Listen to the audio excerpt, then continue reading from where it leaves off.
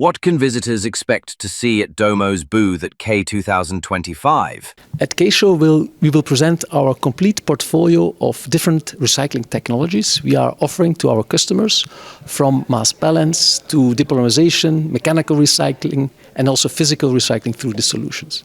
This is for us very important to have a various or broad package of those technologies to be able to select the right technology depending on the application requirements and the targets of our customers. Additionally, we also present some of our innovation highlights related to electrical mobility, where we are focusing on lighter and safer applications, but also in water management. For example, we will present a new product, Technyl MAX, that is able to replace metals and as well lead to safer and more efficient water management systems.